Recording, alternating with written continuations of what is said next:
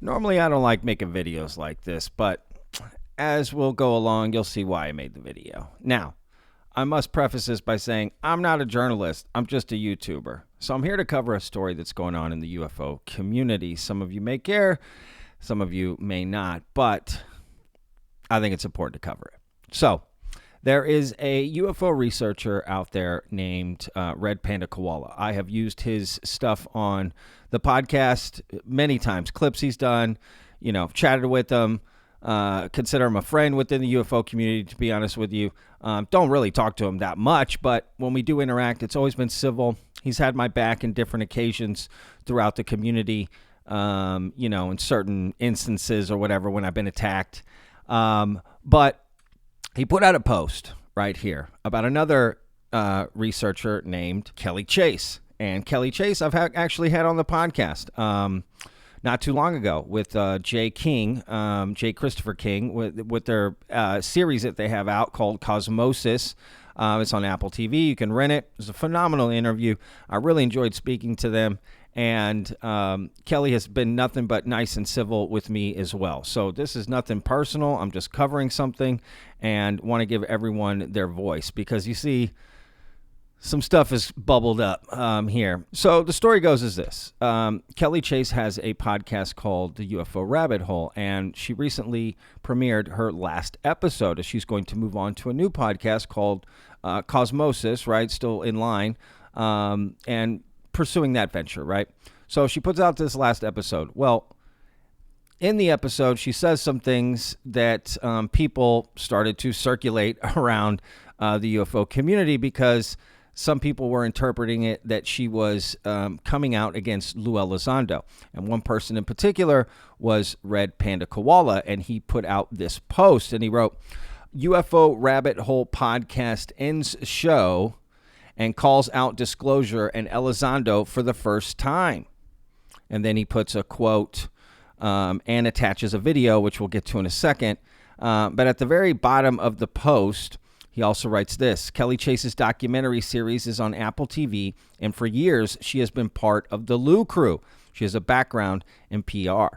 Now, what is the Lou crew? Maybe some of you are asking. It's this,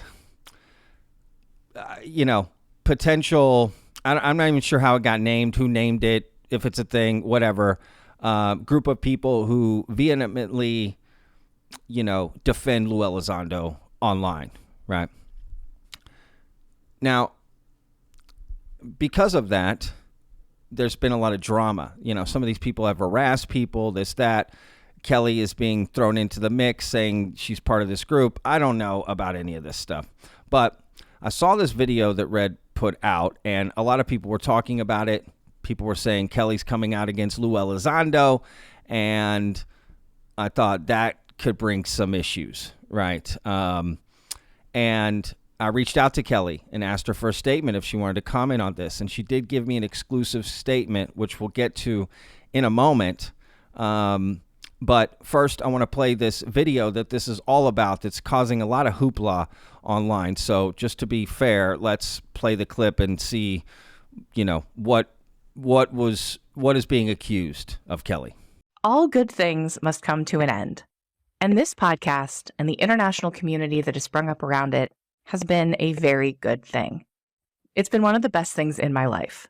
Which is why it's hard to actually say the words that this episode will be the last episode of the UFO Rabbit Hole. I made the case on this podcast more than once that what we were witnessing was an unprecedented movement led by brave patriots within the military intelligence apparatus that were putting everything on the line, even their lives, to bring UFO disclosure to the public. I don't believe that anymore.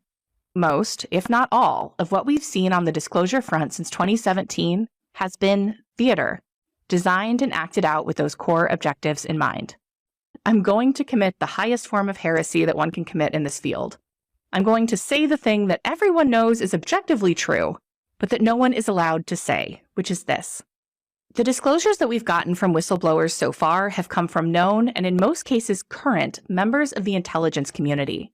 Most, if not all of them, still hold high-level security clearances and still work whether directly or as contractors for the DoD or for aerospace defense companies. In many cases, it's both. And the information shared with us by those whistleblowers is the information that has been approved by the DoD through DOPSR. The fact that it's so controversial to even acknowledge these basic truths is because the disclosure narrative is doing exactly the things that it's supposed to do. It's getting people invested in a story and in personalities that they want to believe in enough to not just overcome cognitive dissonance, but to deputize them to help further this narrative. If you want to see how absolute and insidious the narrative control is, just try this little experiment.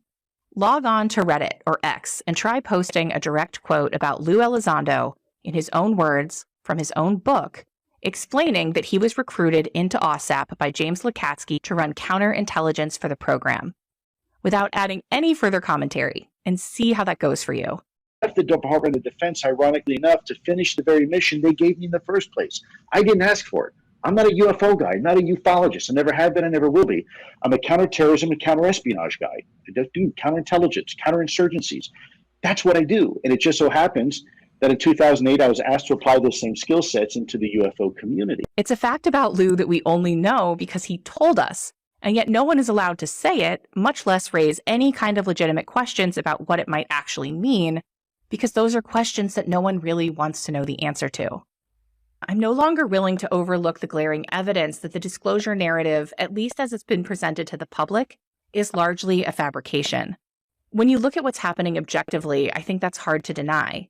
And though I'll admit to experiencing a significant amount of disillusion and weathering a long series of dark nights of the soul over that realization, I ultimately don't think it's necessarily a bad thing. I could wax poetic for hours about the different ways to read this situation, how the tangled web of alliances, agendas, and competing interests could explain why things have unfolded the way that they have without requiring that everyone involved be a mustache-twisting villain. But at the end of the day, that's all speculation. The truth is, I don't actually know what's going on, and neither do you, and that's the point. Whatever the disclosure movement is, whatever teams the various experts and whistleblowers ultimately play for, this is not a game that we get to play. We don't even get to know the rules. We're just spectators watching a performance where we have no way of knowing who's actually pulling the strings. And frankly, I wouldn't even want to. I've seen enough at this point to know that there are aspects of this that are very dark, very disturbing, and absolutely dangerous for anyone who wanders too close. I don't believe that it's possible to get real answers from these people anyways, so why would I bother? To be honest, I'm just no longer interested. Now, let me also state that there's a lot of accusations flying around, okay, from Red about Kelly, and I want nothing to do with any of this, right? This is not personal for me in any way. I don't want to get in between anything. I'm staying out of all this. I'm just covering it, but in no way am I inserting myself personally. Right. This is an opportunity for Kelly to give her side of the story about these accusations. Now, I've invited Red on the channel multiple times for interviews. So if he's still open to doing that, he can come and speak his mind. But I also want Kelly to be able to have her voice heard. So I reached out to her and asked for a statement, as I did with Red. I haven't heard back from Red, but I have heard back from Kelly, and she gave me a statement that I'm going to read word for word, okay, in response to that video you just saw. While the video being circulated by Red Panda Koala contains parts of what I said in the final episode of the UFO Rabbit Hole, it has been heavily edited and strung together to both remove nuance and to tailor my words to a narrative that I don't agree with. The audio has also been deceptively paired with video clips used without permission from the docuseries that I wrote and executive produced, Cosmosis UFOs, A New Reality, along with other media projects in the space, in a way that could lead people to believe that the clear biases demonstrated in that video are mine. They're not. There's a lot of important context that has been stripped from the episode, but the most important points are these. Number one, I decided to move away from covering disclosure in my work, not because of any grand conspiracy that I saw at work, but because I realized that the Department of Defense is never going to tell us the full truth about the nature of the UFO phenomenon, because that's not the job that they are set up to do. Every aspect of the DoD is designed to address and mitigate security threats, not to tell people about the nature of their reality. And in that respect, I don't believe that the people involved with disclosure are mustache-twisting villains, but rather people who are doing their jobs. Number 2, that heavily edited clip has also been used to suggest that I was making some sort of an accusation against Lou Elizondo. What I said about Lou was within the context of making the point that the community self-enforces its own narratives and often chooses not to see what we don't want to see. I'm not someone who thinks that there are paid disinfo agents under every rock, because I don't think there needs to be. The human tendency toward a herd mentality and the current cultural norm of actively policing ideas that don't align with one's own means that the community mostly does this to itself. Number 3, and finally, this episode wasn't about calling people out and holding other people accountable for their perceived misdeeds. It was about holding myself accountable by examining my own beliefs and how they've changed over the last 3 years.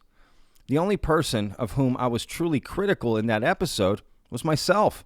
I think that is the healthiest and most productive form of skepticism, and so that's where I focus my efforts. Any attempt by others to use my work to score points against anyone else in the field is disingenuous and opposed to everything that I stand for. Now, again, I'm staying out of this personally, right? I don't like to see people who I both like having issues. It sounds like there's a lot more history there that just all was here before I even got into the UFO community. But I think it's important that people get a chance to voice their own opinion, and especially if something's being presented about somebody that they don't feel is rightly presented, they should have a right to say that. And this is a whole web online of Twitter stuff and back history and people, feel free to go look at it for yourself. I've put links in the description. You can go check out everything out for yourself. And I've also put a link in the description to Kelly's last episode of the UFO Rabbit Hole, so you can hear it for yourself, in context, everything. And also put a link to her new podcast, Cosmosis, right? Conversations. So again, make up your own mind, make your own decision. And we'll see you guys on the next one. Remember, every day's a gift, y'all.